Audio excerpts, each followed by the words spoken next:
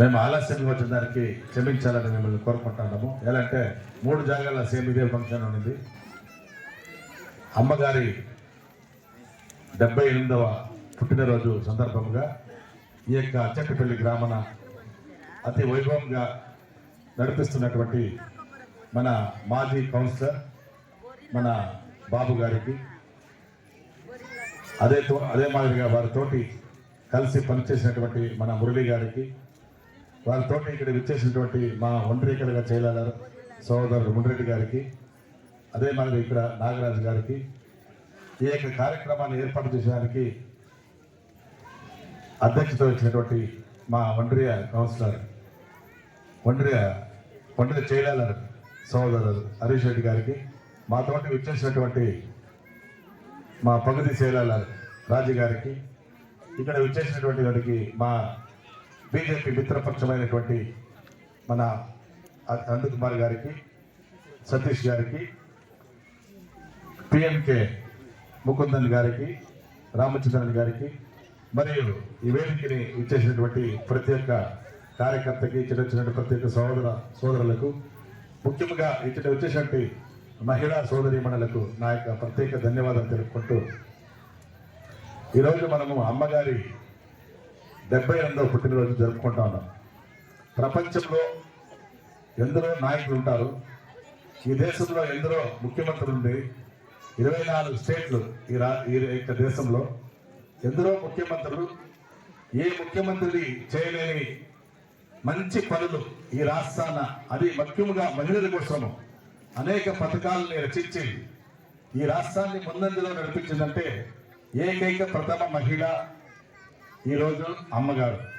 మీకు తెలిసే ఉంటుంది, ఈ రాష్ట్రంలో ఒక మహిళ సమాజం ముందంజలో ఉందంటే, మహిళలు అభ్యున్నతి పెరిగిందంటే, ఈ రాష్ట్రం దేశంలో ప్రథమ రాష్ట్రంగా ఉండిందంటే, ఈ రాష్ట్రంలో ప్రతి ఒక్కరూ మంచి చదివినారంటే, అన్ని తురైలను మంచి అభివృద్ధి చెందిందంటే అది పురచితలో ఎంజీఆర్, పురచితలో అమ్మగారి కాలంలోనే. మీరు చూసే ఉంటారు, కరుణానిధి ఎప్పుడైతే రాష్ట్రాన్ని పరిపాలన చేయకు వస్తాడో అప్పుడంతా కరువు చెప్తాడు, వాడు వస్తే అంతే కరువు అని మా చిన్నవాళ్ళంతా చెప్తాడు. అది వేరే. అనేక ఎంజీఆర్ 10 సంవత్సరాలనే మంచి పరిపాలన అందించే ఎంజీఆర్ బతుకున్నంత వరకు కరుణానిధి వచ్చేదానికి కాలేదు, గెలిచేదానికి కాలేదు. ఏదంటే మహిళలు అత్యధికంగా ఓటేస్తా ఉన్నది ఏడీఎంకేకి, అది ఎంజీఆర్ పార్టీకి. అదే మాదిరిగా అమ్మ పరిపాలన చేసేటప్పుడు ఎక్కువగా ఓటేసి గెలిపిస్తా ఉన్నది మహిళలే. ఇంత ముందంజలో ఉందంటే అత్యధికంగా ఓటేసి గెలిపించినటువంటి ఏడీఎంకే పార్టీ వల్లనే ఈ రాష్ట్రం ముందంజలో ఉండడానికి అవకాశం ఏర్పడింది. అలాంటి ఒక పార్టీలో ముఖ్యమంత్రిగా ఉన్నటువంటి అమ్మ మీకు తెలిసే ఉంటుంది, మక్కలాల్ నాన్ మక్కలకేకమై నాన్ అని అన్నమా. అట్లంటే ప్రజల నుంచి నేను ప్రజల కోసము, అంటే ఈ తమిళనాడులో ఉండే ప్రజలంతా నా బిడ్డలు. ఒక తల్లి బిడ్డకి ఏం చేయాలా మీకు తెలిసే ఉంటుంది. ఒక తల్లి ఇంట్లో ఉంటే 2 బిడ్డలు ఉంటే వాళ్ళపైన ఎంత శ్రద్ధ ఉంటుంది. వాళ్ళు ఏం చదవాలా, వాళ్ళకి ఏం తినాలా, ఏం బట్టలు తీసేయాలా, స్కూల్కి పోతే ఎలాంటి పుస్తకాలు తీసేయాలా, వాళ్ళకి కేర్ చేసేదంతా అమ్మ. అలాంటి అమ్మ స్థానంలో తమిళనాడులో ఉండే బిడ్డలకంతా గవర్నమెంట్ స్కూల్లో చదివే ప్రతి ఒక్క బిడ్డకి 4 జతల బట్టలు, చెప్పులు, బ్యాగు, పెన్సిళ్ళు, పుస్తకాలు, అన్ని మధ్యాహ్న భోజనం ఏమే 5 దినాలంటే 5 తరాల భోజనము. ముందు వేస్తూ ఉంటారు, ఒకే ఎప్పుడు రైస్ వేస్తూ ఉంటారు, అన్నం వేస్తూ ఉంటారు, అన్న సాంబార్ వేస్తూ ఉంటారు. కానీ అమ్మ ప్రతిరోజు ఒక వెరైటీ రైస్ పిల్లలకి. ఎక్కడైనా ఉందా ఇది?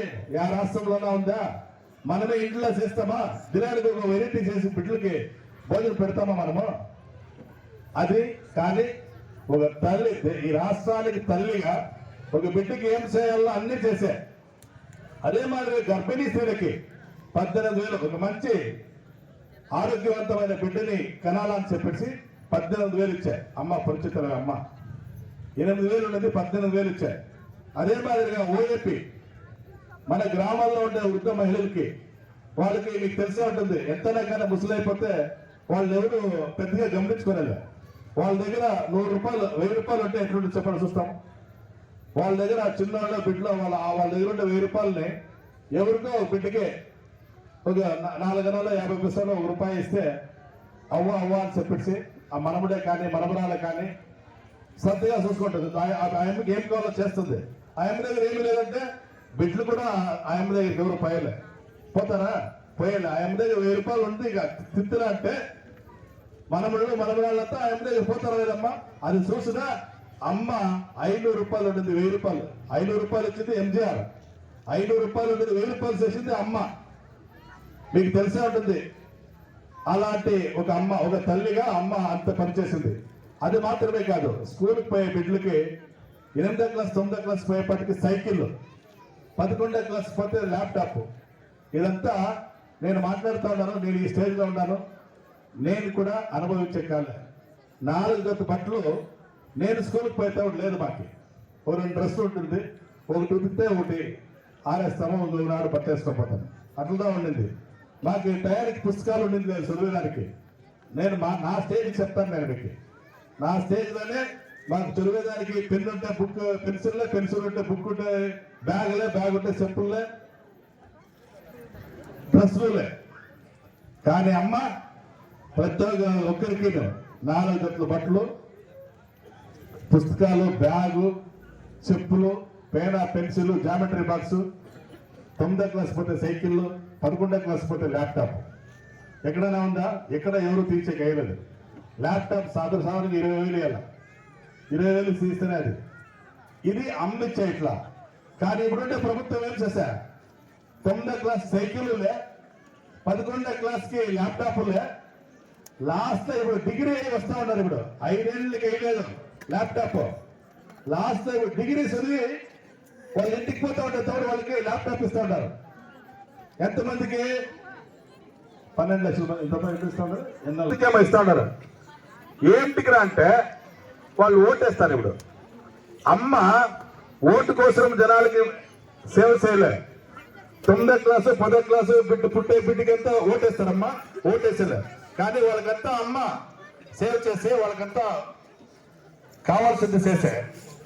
ఇప్పుడు వీళ్ళు ఇస్తా ఉండేది ఏమంటే డిగ్రీ చదివి ఇంటికి పోతా ఉన్నారు, ఉద్యోగానికి పోయే టైంలో వాళ్ళకి ల్యాప్టాప్ ఇస్తారంటే వాళ్ళు ఓటు వేస్తారని.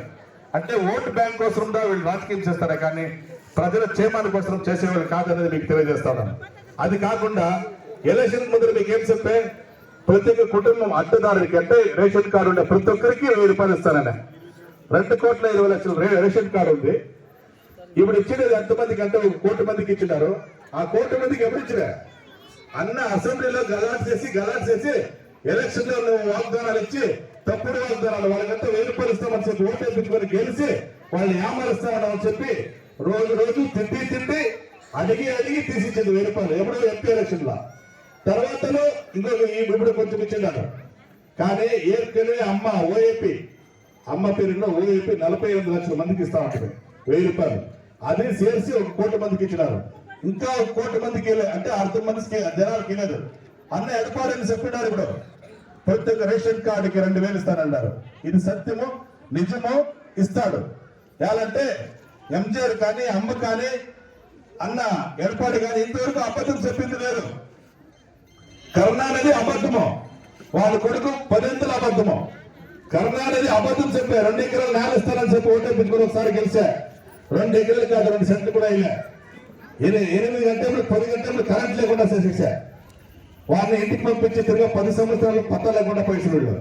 తిరిగా కొడుకు వాళ్ళ అప్ప చచ్చిపోయినాక కొడుకు ఆలోచన చేసి 1 తప్పు కాదు, 2 తప్పులు కాదు, ఒక వాగ్దానం కాదు, 2 వాగ్దానాలు కాదు, 520 వాగ్దానాలు ఇచ్చా. నాకే తెలియలే. దాంట్లో ఒకటే చెప్తాను చూడండి. 5 సంవత్సరాలు సొమ్ము ఎప్పుడన్నా 50లో కొద్దిపెట్టినంట, నేను వస్తేనే ఎత్తిస్తానంట.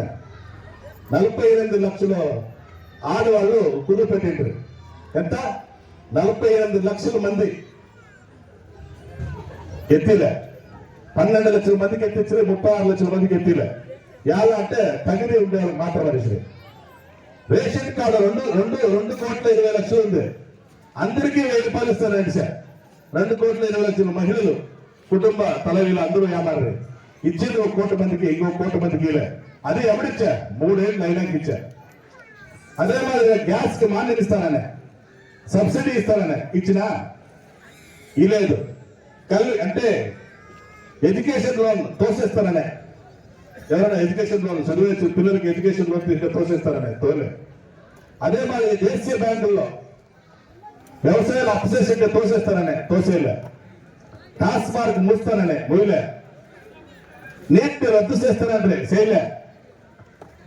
ఇట్లా ప్రతి ఒక్కటి అబద్ధం చెప్పి పెట్రోల్ డీజిల్ వేళ తగ్గిస్తారనే తగ్గిలే. అన్ని తప్పులు చెప్పి మనకి కరెంట్ బిల్ ఎక్కించారంటే, ఇంటికి ట్యాక్స్ వేసేయాలంటే, నిత్యావసర సరుకుల ధరలు ఎక్కించాడంటే, అన్ని చెప్పింది ఒకటి చేసింది ఒకటి. చెప్పిందంతా ఏమి చేయలే, చేయకూడదంతా చేసేసారు. ఏమది